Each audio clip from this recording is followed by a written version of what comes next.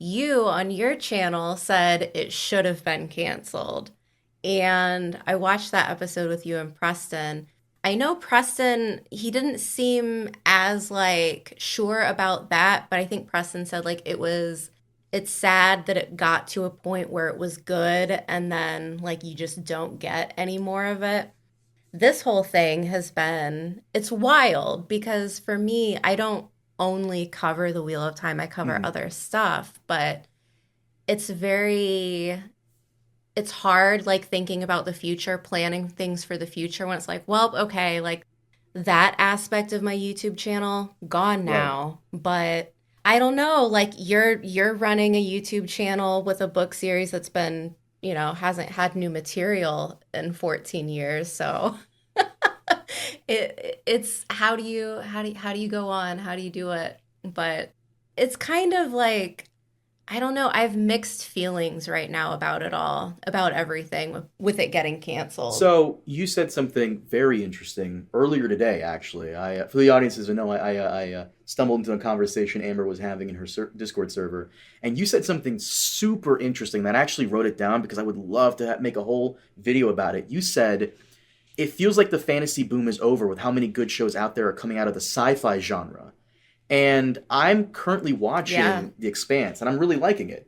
And yeah, thinking back about it, Game of Thrones really ushered in like the renaissance for fantasy. You know, because there was always fantasy shows back in the day before Thrones came out. I remember Merlin, and who doesn't remember in the '90s with Xena and Hercules. You know, but yeah, in the last couple of years, the 2020s really has shown, not even the mid 2010s have really shown us that sci-fi is not just goofy aliens. It is like real, raw, emotional stuff. I love the Orville. Andor is great. Expanse. I'm sure there's other sci-fi. Foundation. Oh my god, I love Foundation. And Yeah. There's so much mhm. good stuff in the genre, and I think I don't know, I almost feel like it's kind of I've got like a little bit of a theory going on because a lot of these sci-fi kind of like dystopian tones that you see in, television, film, books, etc. I feel like we're at a very strange spot, like in the current timeline, where I think like a lot of this dystopian stuff just feels relatable. And so, like with a lot of these shows that Apple is doing, other streaming services as well, but it's just hitting hard right now. Like I'm covering Mm. Murderbot right now, love it.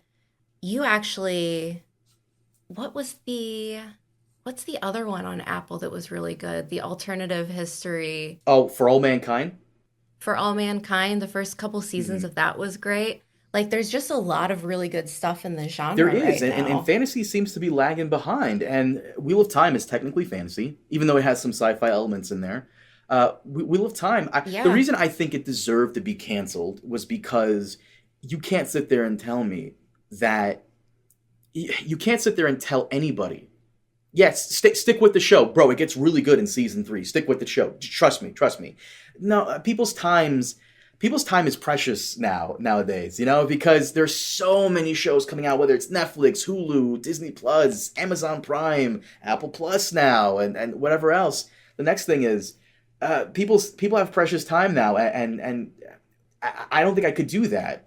Like there's an attention span Mm-hmm. thing too, where like I get what you're saying. A lot of people just aren't going to be convinced to sit through 2 seasons if they're not loving it, like all in.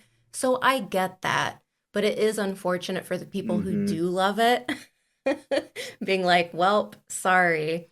And I think, like the budget stuff, it's interesting. I mean, Wheel of Time, I think their budget was about somewhere like half under, I want to say, House of the Dragon, and then like well under Rings of Power, which was just astronomical in terms of budget. But I think this just goes into the aspect of like fantasy where it's so Yeah. expensive that I feel like when you're going to choose what series you're going to put on TV, for the budget, it has to be killer and it has to be people like an instant overnight success. Otherwise, they're just not going to No, continue with just that's it. true. Everything is more expensive to make nowadays. Like after COVID, like everything suddenly became way more expensive.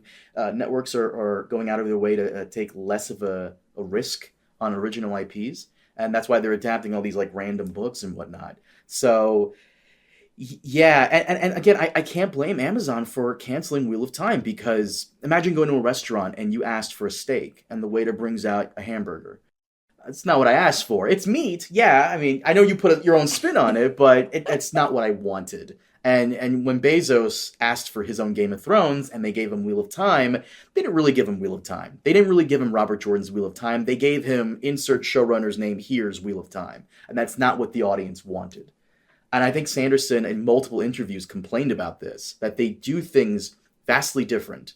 So, mm, Well, I think one of the main things with like the differences, there are some changes that were just like, where I was like, I probably wouldn't have done that. But I also think, too, in terms of adaptation with the Wheel of Time, you've got 15 books and you're trying to cram these massive books into an 8 season series with 8 episodes per they said season. 8 seasons? Yeah, Oh my that's what it god. was pitched Oh, for. oh no, bro. That's not. So, yeah, so a lot of the people complaining were like they're not following the source material. I think like, it's fair to have your own criticisms of it, but I do think when you're looking at the size of the series and how much they were trying to condense, you're going to see big changes in the way that they get from like point Hmm. A to point B. Or, like a big event that happens in one book, they're pushing it down later down the road because in the way that things are planned, it makes better sense to do it that way. But I don't know. There's a lot of people calling for Apple to pick it up. I don't know. I'm pretty pessimistic on all of it, but Apple or Netflix? not Netflix, not Netflix. They are criminal with what they I know. axe. I Look, mean, I'm a it's diehard Witcher fan. I know that better than anybody. Well, the reason I say Netflix is because they picked up Last Kingdom when BBC wanted to cancel it. So, I mean, it's something. But Apple, it's weird. Apple is very picky with what they decide to do, and usually 90% of the time, a lot of the stuff they put out are bangers. So if Apple picks it up, I have full confidence in Wheel of Time season 4 onwards being amazing. But if they don't, then if they don't, I just don't think it's ever going to happen. but probably but we not. will see.